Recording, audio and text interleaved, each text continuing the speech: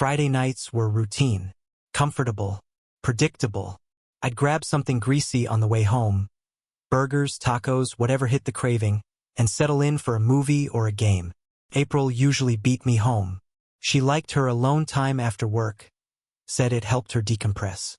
I respected that, but that Friday was different. My last meeting of the day was canceled, so I wrapped up early and figured I'd surprise her.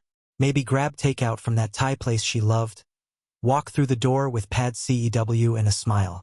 I imagined her on the couch in her hoodie, maybe feet up on the coffee table, scrolling through her phone. Normal stuff, safe stuff. Instead, the moment I stepped inside, I knew something was off. The air in the house was different. Still, but not in the usual peaceful kind of way. More like a stage just before the curtain rises. Too quiet, too calculated. My keys jingled louder than they should have when I dropped them into the dish. Then I saw it. A man's leather jacket, hanging neatly on the hallway hook. It wasn't mine. That part was instant. I don't own leather like that, never have. This was a slick, expensive-looking piece, jet black with silver hardware, like something off a fashion runway. I stepped closer and inhaled. Cologne. Strong, spicy, bold. Not my brand. Not even close. The scent lingered in the air like it owned the room. My brain scrambled for answers. Maybe it was a guest's, but we hadn't hosted anyone. Not lately, and April never mentioned having anyone over. Then I heard the hairdryer. The soft whirring echoed down the hallway from our bathroom. I stood there staring at the jacket, frozen for a moment like I was in someone else's house, someone else's life. The bathroom door creaked open, and April emerged in a towel, damp hair clinging to her shoulders. She jumped when she saw me. "Mark," she said, her voice pitching high. "You scared me. What are you doing home?" I took a breath, trying to sound casual. "Meeting got canceled. Thought I'd surprise you." Her eyes flicked past me, quickly, subtly, to the jacket. "Oh, that." I didn't say anything. I just waited. She gave a light laugh, brushing hair from her face. "That's Josh's, Monica's husband. He stopped by for a minute." I tilted my head. "Josh?" "Yeah, he, Monica left something here the other night, and he came to grab it for her." "Did he say hi?" I asked, keeping my tone neutral. She shook her head. "No, he was in a rush. Literally 2 minutes. I didn't think to mention it." I stepped closer to the jacket and ran my fingers across the collar. "This is Hugo Boss." "What?" "This jacket is Hugo Boss. Josh doesn't wear designer. He's more of a REI guy." April blinked. There was a half-second pause, almost invisible, but I caught it. "He said he had a dinner thing after. For work. Probably dressed up for that," she replied. "A little too fast." "Did he drive here?" Yeah, I think so." "Strange. I didn't see a car in the driveway." Another pause. Longer this time. "Maybe he parked on the street. You know how he hates blocking the garage, right?" I nodded slowly and walked into the kitchen, the scent of that cologne still in my nose. On the counter, I spotted a bottle of wine.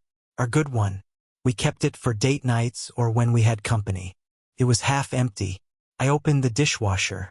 2 wine glasses sat on the top rack, still bearing streaks of red. I turned the sink faucet on just to hear the noise. My hands moved automatically, rinsing a dish that didn't need it. My brain, meanwhile, was lighting up with red flags. When I went to grab a towel later from the bathroom closet, I caught another detail. Sitting casually on the shelf, next to my shaving cream, was a bottle of men's shampoo. A brand I'd never used. I held it in my hand for a minute, weighing it like a stone. Then I put it back and closed the door quietly. April didn't say much for the rest of the evening. She cooked dinner, chicken stir-fry, and acted like nothing had happened. We ate on the couch. Some comedy played on Netflix, and she laughed at all the right beats, but it never reached her eyes. She didn't mention the jacket again, and I didn't ask. It hung by the door like a challenge. A dare. When I got up for water around midnight, it was still there. Same hook. Same smell. I stood in front of it again. The sleeves hung limp, the collar slightly turned in, like it was slouching, relaxed at home. At home. I thought about texting Josh, asking if he'd been by, but I didn't. Something inside me didn't want the answer handed over so easily. Not yet. Instead, I walked into the guest room, lay down on the bed I hadn't used in years, and stared at the ceiling fan spin. Sleep never came. In the morning, the jacket was gone. She didn't say who picked it up. I didn't ask. I just poured my coffee, drank it black, and watched her move around the kitchen like she wasn't dragging a loaded silence behind her. And that should have been it, right? A small thing. An odd moment. But it wasn't, because that jacket changed everything. It wasn't just leather and stitching, it was a signpost. A flashing arrow pointing to something I hadn't dared consider. I'd ignored small things before. The nights she came home late. The new perfume she started wearing. The way she'd cover her phone screen when I walked by. But now I couldn't unsee any of it. All because of a jacket that shouldn't have been there. After the jacket, I started seeing everything through a different lens.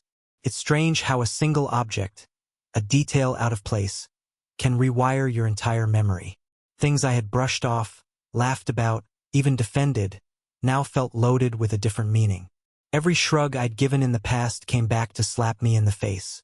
Like how April started going for late-night drives a few months ago. She claimed it helped her think. Just to clear my head, she'd say, grabbing her keys and slipping on a hoodie. Sometimes she'd be gone an hour, sometimes longer. I never pressed it, figured it was her way of handling stress. I wanted to be the kind of husband who gave space. But now, all I could hear was the click of the lock behind her and the hollow silence that followed. Who was she meeting? Where was she really going? My mind filled in the blanks with images I didn't want. Then there was her phone. God, the phone. She used to leave it on the table, face up, casually. She'd laugh at memes, read aloud from texts, scroll aimlessly. But slowly things changed. It started living in her back pocket, or face down on the counter. Notifications were silenced. She never used to password lock it. Then one day it asked for Face ID. When I asked her about it, she brushed it off. Work's cracking down on privacy, she said. I've got client stuff on here now. Sounded reasonable at the time. Now it just sounded rehearsed. I remembered another moment, 2 weeks before the jacket incident. We were getting ready for a Sunday brunch with her parents, and I walked into the bedroom to find her standing in front of the mirror, trying on lingerie. Not just any lingerie, new stuff. Black lace. The kind that doesn't belong under a sweater and jeans. I leaned on the doorframe, smiling. Brunch about to get interesting? She startled, actually flinched. Oh, no, she laughed, pulling off the top and tossing it into the hamper. Just wanted to see how it fit. I got it on sale. Looks great, I said. Mind if I see it again later? She gave me a quick smile and turned away, pretending to fix her hair. Felt weird then. Now it feels obvious. The worst part wasn't the betrayal. It was realizing I'd been living in a version of reality that wasn't mine. Like I was in a play where the script had been rewritten, and no one bothered to tell me. Her perfume had changed too. Not drastically, just subtler. Less floral, more musk. I asked her about it once and she laughed. You always said I smelled like a cupcake. Thought I'd try something more adult. Adult. That was the word she used. Now, every time I passed her in the hallway, that scent clung to the air like a warning. I'd catch it on pillows, on the collar of her coat. It was no longer hers alone. It had been shared, traded, imprinted on someone else. Even the way she dressed started to shift. She used to be laid back, jeans, loose tops, sandals. Comfortable. But lately, she was dressing up more. Not in a flashy way, just deliberate. Fitted blouses. Heels to the grocery store. Lipstick on a Tuesday. I'd compliment her, and she'd smile. But it was like the compliment bounced off some invisible wall between us. And her laughter. That one hurt. April had this laugh, soft and low, like a secret you shared. It used to come easy. On our couch during dumb sitcoms. In the car with the windows down. At the kitchen table halfway through a glass of wine. But I hadn't heard it around me in weeks. Yet I'd catch it from the hallway when she was on the phone. when she thought I wasn't listening. That laugh was still alive. Just not for me. The realization settled in slowly, like fog. I didn't confront her, not then. I didn't have a smoking G*N. Just a growing stack of paper cuts. And each one stung in a different way. One night, I watched her get ready to run to Target. She spent 20 minutes in the bathroom doing her makeup. I sat on the edge of the bed, pretending to scroll through my phone. She came out in boots I hadn't seen before. New? I asked, nodding at her feet. She looked down. Oh, yeah. They were on sale. She kissed me on the cheek and left. No shopping bags came home that night. That was the night I started writing things down. Dates, times, changes in routine. I wasn't trying to trap her. I was trying to convince myself I wasn't crazy, that there was a pattern here and I wasn't just paranoid. I even checked her location sharing one afternoon. We'd both had it enabled for years. Her dot used to move predictably: work, coffee shop, yoga. But that day, it pinged in a residential area I didn't recognize. When I asked her about it later, she said she stopped to visit Monica. It was always Monica. I stared at her while she explained, and something shifted. I wasn't listening for the content of her words anymore. I was watching her eyes, her hands, the pauses. I didn't trust her. That simple truth landed like a weight on my chest. I didn't trust my wife. I started sleeping less, eating less. I'd wake up at 3 a.m. Heart pounding, sure I heard something.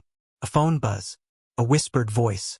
I'd lie there in the dark, staring at the ceiling, running mental tape of everything I'd ignored. The Sunday she came home with wet hair and said she'd gone window shopping. The Saturday she said she was helping Monica move furniture but came home without a single speck of dust on her. It all clicked into place. The dots weren't scattered anymore. They formed a line. Path. A story I wasn't invited to be part of. I remembered the vacation we took 6 months ago, our anniversary trip to Oregon. She was distracted the whole time, always on her phone, stepping outside for calls from work. I thought she was stressed. She wasn't stressed. She was detached. She'd already started checking out. Maybe not physically, maybe not then, but her heart had started wandering. It all made sense now. The gap between us hadn't appeared overnight. It had grown like roots under the surface, quiet, slow, deep, and I'd been too busy, too trusting, too blind to notice. Now I saw it everywhere. Her polite nods, her distracted kisses, her sudden interest in self-help books about finding your authentic self. She wasn't trying to fix us. She was trying to figure out how to leave. And I, fool that I was, kept making excuses, kept choosing grace over confrontation, thinking if I just held on tighter, she'd come back to me. But you can't hold on to someone who's already halfway out the door. I didn't want to believe it, even as the evidence piled up. I wanted her to look me in the eyes and say I was wrong, that she'd been distant but faithful, that I was overthinking things. But deep down, I knew she wouldn't, because deep down, I knew the truth. She wasn't mine anymore, and maybe she hadn't been for a long time. I didn't go looking for confirmation. Not really. Not on purpose. But sometimes, life puts you exactly where you need to be, even when you're not ready for it. It was a rainy Sunday night, the kind where the world feels muted and slow. I had planned to pick up groceries earlier in the day, but I put it off. Couldn't get myself off the couch. By the time I finally grabbed my keys, the rain had settled in, soft and persistent.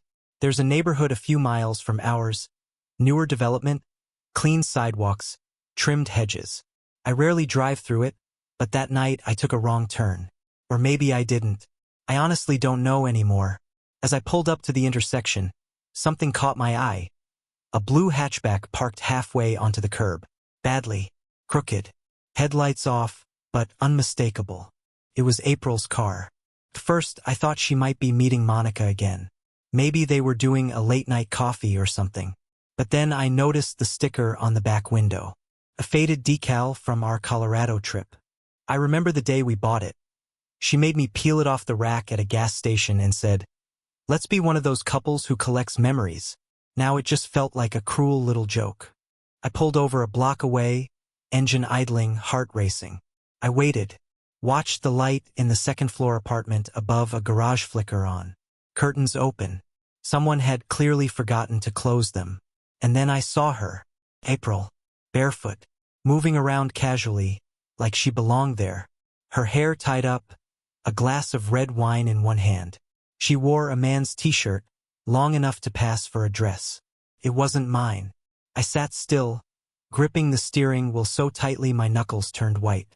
The wipers clicked across the windshield, slow and rhythmic, like a metronome marking the seconds of a moment I'd never forget. Then he walked into frame. A man about my height, maybe taller. Dark hair, beard. He came out of what looked like the bathroom, drying his hands with a towel. No panic.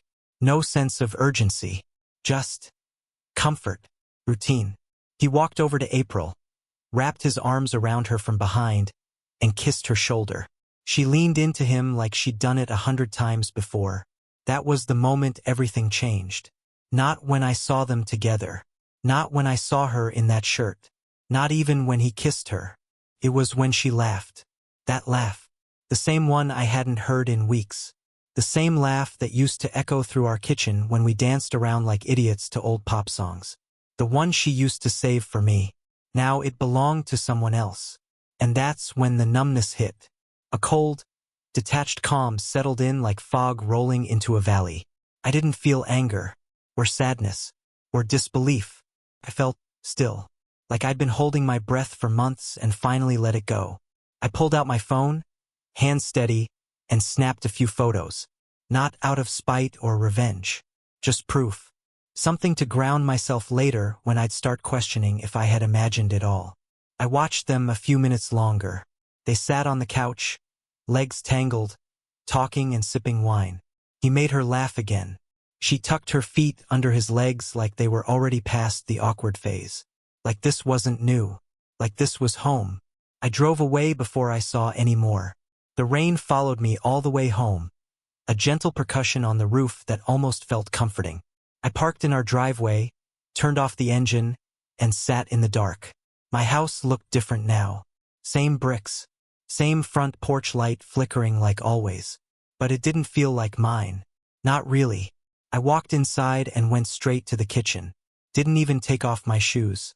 I placed the keys in the bowl, opened the fridge, and grabbed a beer. I didn't drink it. I just needed something in my hand. She wasn't home yet. Of course not. I sat at the dining table, looking at the chair she usually sat in. Her hoodie was draped over the back of it. Gray, soft, familiar. I reached out and ran my hand across the fabric, then pulled away like it burned me. At some point, I pulled up the photos again. Zoomed in. Her smile. His hand on her knee. The way she looked at him, effortless, easy. I'd spent the last few months trying to get that look from her again. He got it without even trying. I didn't sleep that night. I just sat there in the dark. The photos burned into my mind like an afterimage. I kept waiting for the rage to show up, but it never came. Just quiet. And one clear thought. She wants to be free. She didn't say it, but her actions screamed it. The silence, the distance, the hidden pieces, all of it led to this. And I wasn't going to fight it anymore. I was going to help her be free. The next morning, I made coffee like usual. Same beans, same mug, but everything felt different. She came home just after 9 a.m. Hair damp, sweatshirt thrown over her shoulders. She looked tired. Not guilty, just tired. Like she'd been busy living a life I didn't belong in. "Hey," she said, setting down her purse. "I went to Monica's. We stayed up late talking." That name again. Monica. I nodded, sipping my coffee. "Cool. Hope it helped." She smiled, relieved maybe, like she thought I bought it. Like the story had worked again. She went upstairs to shower. I stayed in the kitchen, staring at the spot where she stood, already planning my next move. I didn't need confrontation. I didn't need to yell. I didn't need an apology.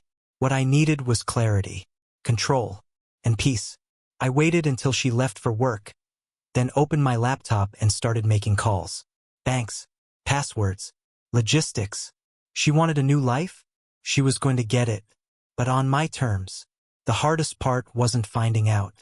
It was what came next, what I had to do after the truth settled in like ash. People think betrayal is loud, explosive, a burst of shouting and slammed doors and broken things. But that's not how it happened for me. The moment I saw April in that other man's shirt, barefoot in someone else's kitchen, it didn't ignite me. Cleared the fog. It cut the last wire tying me to a life I thought I was still holding together. What followed was quiet, deliberate, and absolutely necessary. She wanted freedom? Fine. I was going to give it to her, with space, with silence, and without a warning. The next morning I skipped work. Told them I had a family emergency. That part wasn't a lie. I drove straight to the bank. I had done the math in my head all night. We had joint checking, savings, auto payments set up for every bill, every subscription, even her gym. We split everything 50-50, or at least that's what she believed. But I was the one who managed most of it.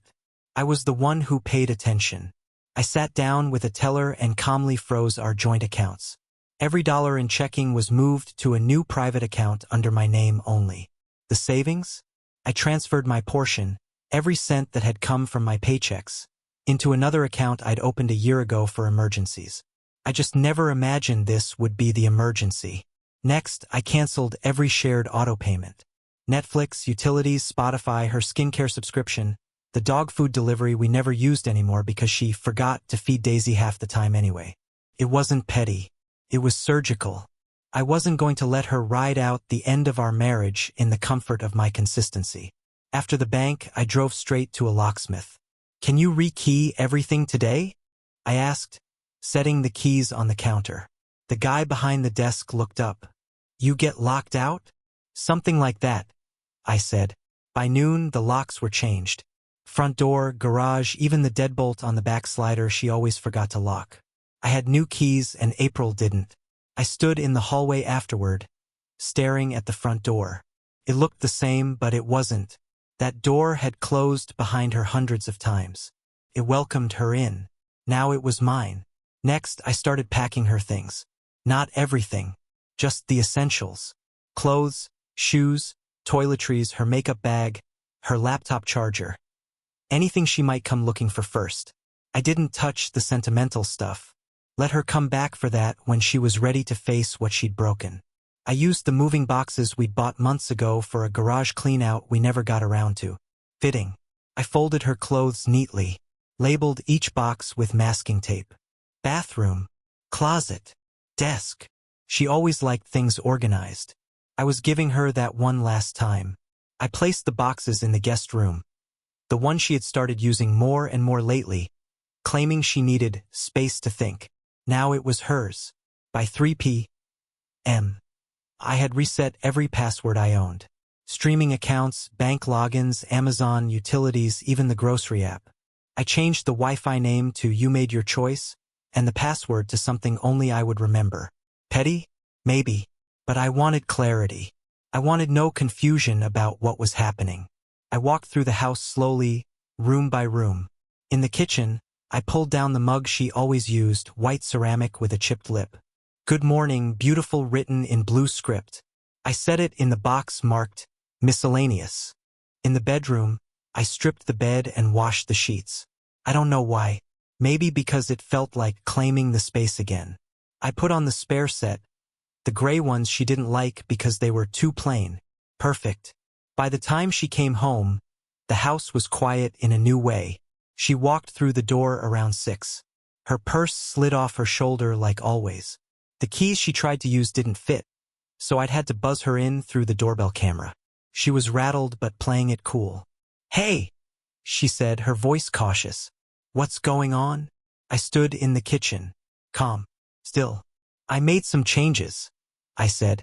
She looked around, saw the empty spaces, where her shoes used to be by the door, the gap on the coat rack, the absence of her wine glass in the sink. Her eyes flicked toward the hallway. "What kind of changes?" "I cleaned up the finances. Took my name off the things you use. I reset the passwords. The locks. Boxed up your stuff, it's in the guest room." She didn't speak. "You've got until the end of the week to figure out where you're going next." April blinked like she was trying to wake herself up from a dream.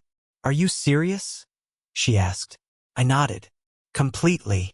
Mark, we haven't even talked. We don't need to." Her voice rose. "You can't just push me out like this. You can't just act like I don't exist." "I'm not acting," I said. "I'm adapting." She opened her mouth again, but nothing came out. The weight of it finally hit her, I think. That the game was over. That I wasn't playing the confused, hopeful husband anymore. I wasn't standing in the dark hoping she'd find her way back to me. I was turning on the lights. She stormed off down the hall, probably to check what was missing. I stayed in the kitchen, poured myself a glass of water. The silence was thicker than ever, but this time, I owned it. Later that night, she came back down, quiet. She asked if we could talk. I said no. She asked if she could stay the night. I said yes, but only in the guest room. She asked if I still loved her. I didn't answer. The next morning, I woke up before sunrise. Made coffee. Fed Daisy. The world felt different. Not better. Not worse. Just mine again. April didn't come out of the guest room until nearly noon. She looked hollow, like someone had scooped out all the fight she was saving. She didn't yell. Didn't cry. Just walked into the kitchen like she lived there but no longer belonged. She poured herself some coffee, took one sip, then dumped it down the sink. She turned to me and said, "This isn't you." And I just looked at her. "No," I said. "This is the version of me you created." She didn't speak again. By that evening, she started calling friends, making arrangements. She left the house 3 times, came back twice. Each time she returned, her voice was softer, her eyes more distant. I think part of her believed I would change my mind. I didn't. This wasn't about revenge. It wasn't about catching her and gloating. It wasn't even about punishment. It was about control. My control. Over my peace. My home. My future.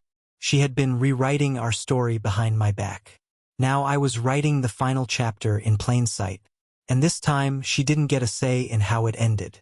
Something shifted after that. I don't know if it was panic or guilt, or if she just realized she had lost the upper hand, but April changed. It started with little things. The dishwasher, for example. For years, she'd leave plates in the sink to soak, which always meant I ended up loading them. Now, every morning I came down to find the kitchen spotless. Dishes clean. Counters wiped. She even rearranged the spice rack alphabetically. Then came the dinners. At first, I thought she was just making enough for herself. But no. She was making enough for both of us. Elaborate stuff, too. Balsamic chicken with roasted sweet potatoes. A quinoa salad she knew I liked. She even started baking banana bread, which she used to say was too messy to be worth the effort. One evening, I came home to candles on the table. Candles. Like we were back in the honeymoon phase. She looked up from the stove and gave me this almost shy smile. "I thought you might be hungry," she said. I didn't answer. I went upstairs and ate a sandwich in the guest room instead. It didn't stop her. Fresh flowers started appearing, centerpieces on the table, little jars in the bathroom. She swapped out the throw pillows on the couch for ones with warm tones. She vacuumed daily, played soft jazz from the Bluetooth speaker. For the first time in months, she stopped hiding her phone screen. Left it face up on the coffee table like she wanted me to notice. None of it mattered, because none of it was real. This wasn't remorse. It was control. She wasn't rebuilding anything. She was performing, acting like if she could recreate a version of the life we used to have, I'd forget the one she built behind my back. She wanted me to believe she was still the woman I married. But that woman wouldn't have worn someone else's shirt while pouring wine in someone else's kitchen. I wasn't cold toward her. I wasn't cruel. I answered when spoken to. I didn't throw accusations. But I also didn't engage. Not with her new recipes. Not with the suddenly curated version of herself she'd decided to parade around the house. Every night she'd try to start a conversation. "How was work? Want to watch something together? I was thinking we could go for a walk?" And every night I gave her the same reply. "I've got things to do." Eventually she stopped asking. But she didn't stop trying. She bought a new bathrobe, light blue, the exact shade of the one she used to wear when we were first dating. She wore it in the mornings, walking around with coffee like we were living in a commercial for marital bliss. I watched her once, from the hallway, as she adjusted the belt and looked at herself in the mirror, like she was trying to inhabit a past version of herself. It was like watching someone rehearse for a role they didn't believe in anymore. One night, I walked into the bedroom to grab a sweater and found her sitting on the bed, scrolling through an old photo album, the real kind with prints and sticky corners. She looked up at me, hopeful. "Remember this trip?" she asked, tapping the page. It was our 3rd anniversary. The cabin in Big Bear. A photo of us by the lake, tangled in scarves, laughing about something I couldn't even recall now. "Yeah," I said flatly. "I remember." She waited, clearly expecting me to sit beside her, maybe share a memory, crack a smile. When I didn't, she quietly closed the album and placed it back on the nightstand like a broken toy. I left the room. The next day, she took it a step further. I came home to find our bedroom rearranged. She had moved the bed against a different wall, changed the bedding, even lit a vanilla candle, her old favorite. On the dresser sat a framed photo of us from our wedding day, one I hadn't seen in years. She must have dug it out of a storage bin. I stood in the doorway staring. She came up beside me and said, "I just wanted to remind us of how it used to feel." I turned to her. "It doesn't work that way." She looked like she wanted to cry, but she didn't. Instead, she gave a tight nod and walked away. By week's end, the silence had turned thick. She'd gone from playing house to pacing it, checking her phone constantly, leaving the room when I entered. One morning, I caught her staring out the front window, arms crossed, like she was waiting for something, or someone, that never came. It was like she didn't know who she was anymore without control of the narrative. The affair, whatever it had been, wasn't some accidental drift. It was a choice, a shift in allegiance. And now that her shiny little fantasy had crumbled, she was trying to slip back into our life like nothing had happened. But the life she abandoned was no longer available. And the man who once would have begged her to stay wasn't home anymore. She didn't cry, not at first. But the unraveling came in small, noticeable ways. She started leaving lights on. She stopped fixing her hair. I noticed her skipping meals, sitting in the living room long after the TV had powered off. She was still here physically, but emotionally, she looked like someone waking up from a dream they didn't remember choosing. I'd walk past the guest room and hear her whispering to herself. I couldn't make out the words. Maybe rehearsing apologies. Maybe negotiating with guilt. Maybe just trying to hear her own voice in a house that had gone cold. One night, she tried to hug me. We crossed paths in the hallway. She stopped, put her hand on my arm. Her voice was soft. "I miss us." I didn't flinch, didn't raise my voice. "I miss who you were," I replied, and I kept walking. She didn't follow. That was the moment she knew. Not that I was angry. Not that I had seen through the lies, but that I was done. Not broken, just finished. The performance ended after that. The flowers wilted. The dinner stopped. She stayed in the guest room and didn't come out unless she had to. Her robe was replaced by old pajamas. She wore socks to bed again. She didn't make small talk. Didn't leave notes. Didn't pretend. She finally stopped trying to fix what she wasn't sorry for. I think she understood something that had taken me months to accept. You don't get to burn a house down and redecorate the ashes. Control doesn't bring back trust. And performance doesn't replace presence. I didn't want her to suffer, but I wasn't going to save her from it. A week later, I hired a housekeeper, Kristen. Quiet, professional, efficient. April came home and found her wiping down the counters. The look on her face said it all. This was my line in the sand. No words were exchanged at first, just tension. But that night, April finally snapped. She accused me of trying to replace her, of putting on a show. I didn't argue. I didn't need to. I let her spiral, let her scream, then calmly placed a packed duffel bag by the front door. In the morning, I left divorce papers on the kitchen table beside a simple note. You wanted to be free. Now you are. 2 weeks later, it was done. Papers signed. House was mine. April moved out alone. The other man? Gone. Whatever spark they had didn't survive the fallout. She was left with bills and silence. I walked out of the courtroom without a glance back. Not out of spite, but peace. I didn't need revenge. I needed distance. Closure didn't come with words. It came with silence. I wasn't broken, just done. And finally, free.